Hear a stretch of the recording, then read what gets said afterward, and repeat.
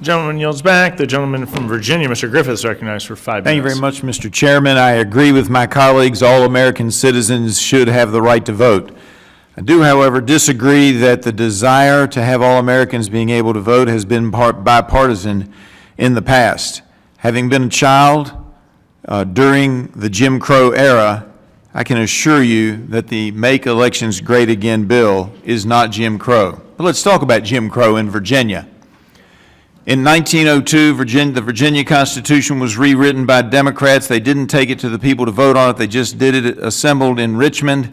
And the concept was, everybody will recall, to disenfranchise African Americans. But what people don't recall is it was also to disenfranchise poor, white, Republican voters in the western part of the state, the very part of the state that I now have the great pleasure and proud to represent.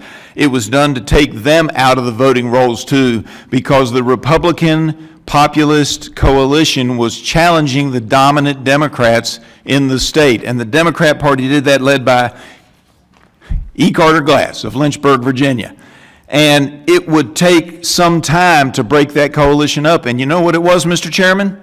It was the federal government interfering, according to all the Democrat politicians of the time, interfering in the states and telling them you can't continue to run your elections with poll taxes, with complex subjective registration processes, and having, quote unquote, an understanding clause, making sure that people understood what was going on in the election, that broke that up in the mid-60s. And guess what followed that? The election of the first Republican governor since Reconstruction in 1969. I participated in that election, not as a voter, but as somebody working out there in the hustings. Yeah, I was a weird kid.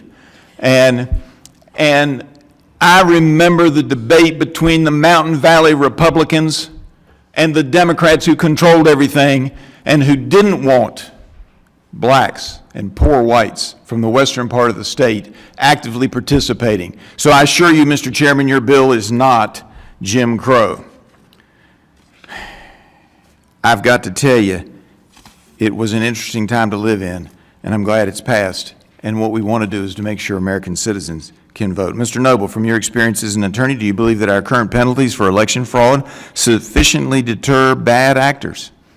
No, and fraud's been going on for 200 years in American elections, and I submitted in my record 2 written books, one by the former chairman of this committee that documented countless frauds in the 19th century, another book that documented countless frauds in the 20th century. So when you look at fraud, you can't look at it in the terms of last week or last year or 2 years. I mean, it's a competition. People are cheating.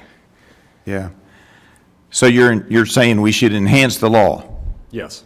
And you think that the Make Elections Great Again will help us do that? Yes. I do too. Mr. Noble, in your experience, what have been some of your concerns raised with the practice of allowing third-party operatives to collect and submit ballots to polling centers, i.e. ballot harvesting?